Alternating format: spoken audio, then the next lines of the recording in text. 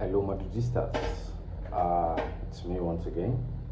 So I'm going to keep today's episode short, simple, and straight to the point. But before we get into it, please do not forget to like and do not forget to subscribe. The game, the quarterfinal game between Real Madrid and Celta Vigo just ended in favor of Real Madrid 5-2, which was a surprise. And if you don't see the game, if you did not watch the game live, you think this was a comfortable game for Real Madrid. And it was to some extent. There are three parts to this game. From minute 1 to minute 90, Real Madrid controlled. We were 2 goals up. This game was done and dusted. From minute 1 to minute 80, Real Madrid dominated. From minute 80 to 91, or till the end of normal time, Celta Vigo took over. Two silly mistakes. One from Asensio, the other from Camavinga. Asensio one I would allow. He had a good game today, apart from that silly mistake, and you can see that he's raw. At least he learns from it, so that's a good thing. I'll still play him. Camavinga, I don't know. He's still on over from the humiliation of the El Clasico. But after that, during the extra time, first half of the extra time, Real Madrid could not make anything of their domination and their possession. They could not convert any of the chances. But the second half, they turned it on, and Bobby came through. Not once, but twice. An amazing goal from at edge of the box, and then a just cheeky back heel that nobody saw coming. Nobody saw it coming. I'm really happy for him. 2 goals, like for someone who has been on the bench and we've all started to doubt him. This was really good for him. So I'm really happy for him.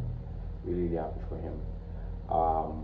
Other than that, it was a generally not so bad performance, honestly. It was a generally not so bad performance, especially from the likes of Lunin.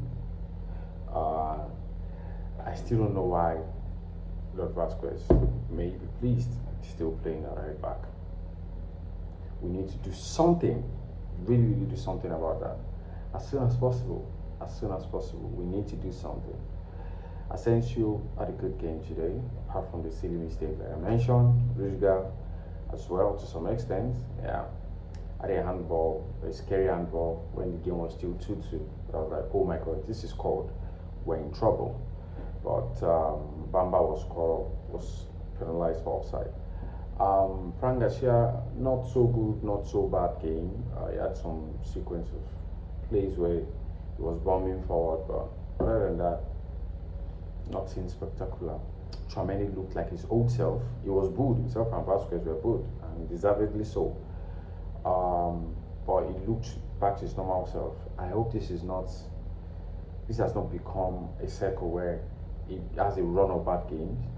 He plays one good game, we think he's back, he goes back to having a run of bad games, and then the cycle continues, and then and on it goes. Ceballos, nothing much to say.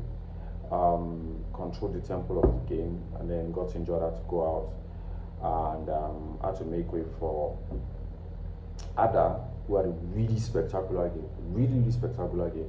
Ada and Endrick, they came on for Ceballos, and Mbappe was not happy to be playing off anyway. But Mbappe is slowly eating the kind of form that we need him to. It's spectacular solo goal.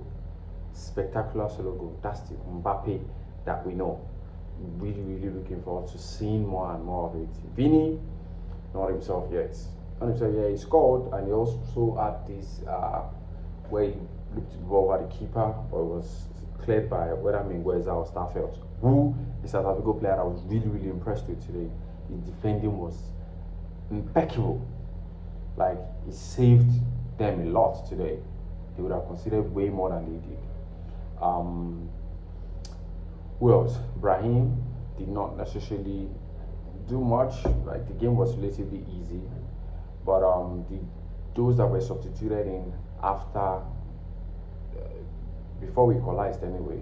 I think it took Endrick and Arabule a while to get their feet, and even Bellingham and Valverde. But when they did, we totally dominated. Amazing goal from Valverde as well. Nice sequence of play from Bellingham, nothing spectacular. He had his solo run that he almost converted, but it was the last ditch block that did not allow the ball go in, or even head in the goalkeeper's direction.